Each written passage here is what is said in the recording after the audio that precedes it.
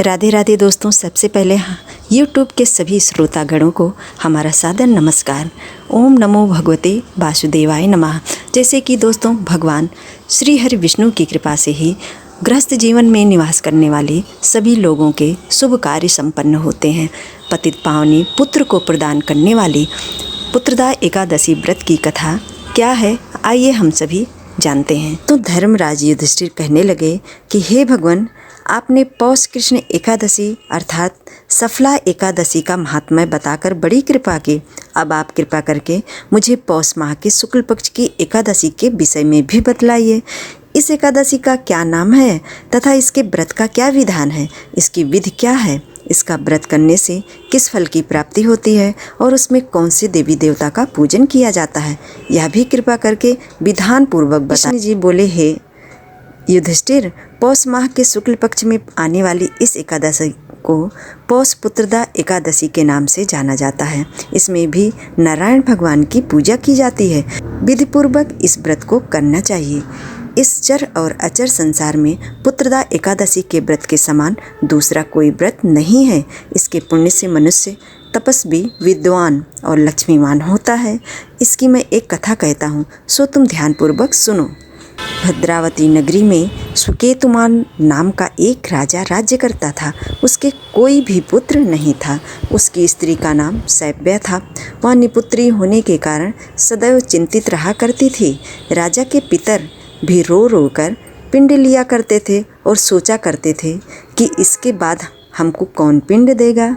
राजा को भाई बांधव, धन, हाथी, घोड़े, राज्य और मंत्री, इन सब में से किसी से भी संतोष नहीं होता था। वो सदैव यही विचार करता था कि मेरे मरने के बाद मुझको कौन पिंड दान करेगा। बिना पुत्र के पितरों और देवताओं का ऋण मैं कैसे चुका सकूंगा। जिस घर में पुत्र ना हो उस घर में सदैव अंधेरा ही रहता है। इसलिए पुत्र उत्पत्ति के लिए प्रयत्न करना चाहिए। जिस मनुष्य ने पुत्र का मुख देखा है वह धन्य है। उसको इस लोक में यश और परलोक में शांति मिलती है, अर्थात उनके दोनों लोक सुधर जाते हैं। पूर्व जन्म के कर्म से ही इस जन्म में पुत्र, धन आदि प्राप्त होते हैं। राजा इसी प्रकार रात दिन चिंता में लगा रहता था। एक समय तो राजा ने अपनी शरीर को त्याग देने का निश्चय किया, परंतु आत्मघात करना महान पाप है। इसको समझकर उसने ऐसा नहीं किया। एक दिन राजा ऐसा ही विचार करता हुआ अपने घोड़े पर चढ़कर वन को चल दिया तथा पक्षियों और वृक्षों को देखने लगा। उसने देखा कि वन में मृग, व्याघ्र, सुअर, सिंह, बंदर, सर्प आदि सब भ्रमण कर रहे हैं। हाथी अपने बच्चों और हथनियों के बीच घूम रहा है। इस वन में कहीं तो गीदड़ अपने कर्कश स्वर में बोल रहे हैं, कहीं उल्लू ध्वनि कर रहे हैं। वन के दृश्यों को देखकर राजा सोच विचार में लग गया। इसी प्रकार आधा दिन बीत गया। वो सोचने लगा कि मैंने कई यज्ञ किए, ब्राह्मणों को स्वादिष्ट भोजन से तृप्त किया, फिर भी मुझको दुख क्यों प्राप्त हुआ। राजा प्यास के मारे अत्यंत दुखी हो गया और पानी की तलाश में इधर उधर फिरने लगा। थोड़ी दूर पर राजा ने एक सरोवर देखा। उस सरोवर में कमल खिले थे तथा सारस, हंस, मगरमच्छ आदि विहार कर रहे थे। उस सरोवर के चारों तरफ मुनियों के आश्रम बने हुए थे। उसी समय राजा के दाहिने अंग फड़कने लगे। राजा शुभ शकुन समझकर घोड़े से उतरकर मुनियों को दंडवत प्रणाम करके बैठ गया। राजा को देखकर मुनियों ने कहा, हे राजन, हम तुमसे प्रसन्न हैं। तुम्हारी क्या इच्छा है सो कहो। ने पूछा, महाराज आप कौन हैं और किस लिए यहाँ आए हुए हैं, कृपा करके बताइए। मुनि कहने लगे, हे राजन, आज संतान देने वाली पुत्रदा एकादशी है। हम लोग विश्वदेव हैं और इस सरोवर में स्नान करने के लिए आए हैं। यह सुनकर राजा कहने लगा कि महाराज, मेरे भी कोई संतान नहीं है।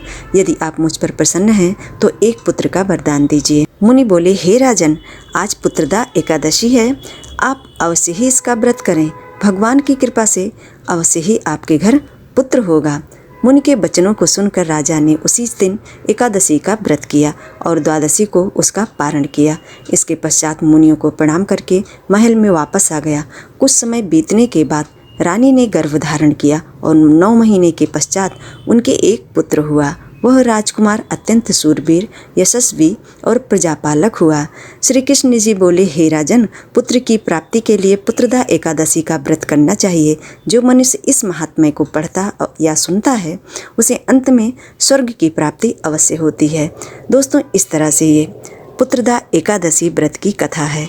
जो भक्त इस कथा को बड़े मन और भाव से पुत्रदा एकादशी के दिन पढ़ते या सुनते हैं, भगवान श्री हरि विष्णु की कृपा से उनकी मनवांछित फलों की प्राप्ति जरूर होती है। हमारी जानकारी आपको थोड़ी सी भी अच्छी लगी हो तो वीडियो को लाइक, शेयर एंड सब्सक्राइब जरूर कर दीजिएगा। जय श्री कृष्णा दोस्तों, राधे राधे।